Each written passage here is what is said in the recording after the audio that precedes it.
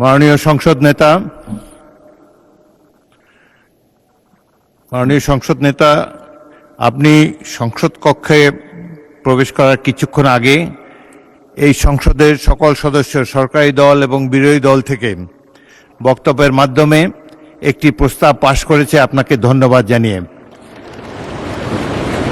আপনার সাম্প্রতিক মালয়েশিয়া এবং চীন সফরের ফলে দেশের মর্যাদা বৃদ্ধি পেয়েছে বলে সবাই অভিমত ব্যক্ত করেছে এবং বাংলাদেশের অর্থনীতিকে, পররাষ্ট্রনীতিকে এক নূতন দিগন্ত সূচনা করেছেন আপনি এই সফরের মাধ্যমে। সেজন্য আপনাকে ধন্যবাদ জানাচ্ছি এই সংসদের পক্ষ থেকে। Welcome back to this parliament. বিসমিল্লাহির রহমানির রহিম। মাননীয় স্পিকার, যে বিষয়ের উপরে আমাকে ধন্যবাদ জানানো হয়েছে এই সংসদের পক্ষ থেকে, তার জন্য আমি আন্তরিকভাবে কৃতজ্ঞ এবং আন্তরিকভাবে সকল সদস্যকে ধন্যবাদ জানাচ্ছি।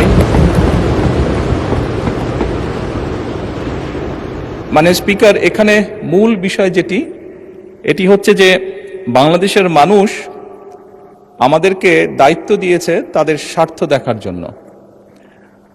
আমাদের দলের অবস্থান থেকে আমরা একটি স্লোগান ব্যবহার করি, সেটি হচ্ছে যে বাংলাদেশ ফার্স্ট বা বাংলাদেশ প্রথম। আমি যে কাজটি করার চেষ্টা করেছি মাননীয় স্পিকার, আমি আমার অবস্থান থেকে আমি আমার দেশের মানুষের স্বার্থ নিয়ে কথা বলার এবং সেই স্বার্থ রক্ষা করার চেষ্টা করেছি মাননীয় স্পিকার। মাননীয় স্পিকার, এখানে আমাদের কারোরই কোনো ব্যক্তিগত কোনো বিষয় নেই। এটি যদি কোনো কিছু অর্জন হয়ে থাকে, ভালো কোনো কিছু অর্জন হয়ে থাকে, এটি বাংলাদেশের অর্জন।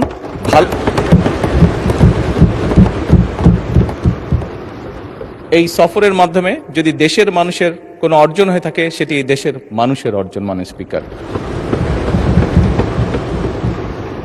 তবে মাননীয় স্পিকার, যেহেতু সংসদের সকল সদস্য, বিশেষ করে বিরোধী দলীয় নেতা, উনিও উৎসাহ প্রদান করেছেন দেশের জন্য, দেশের মানুষের পক্ষে কাজ করার জন্য, সেজন্য আবারও আমি আমার ব্যক্তিগত পক্ষ থেকে সকল সদস্য, বিরোধী দলীয় নেতা সহ সকল সদস্যকে আন্তরিকভাবে ধন্যবাদ জানাচ্ছি।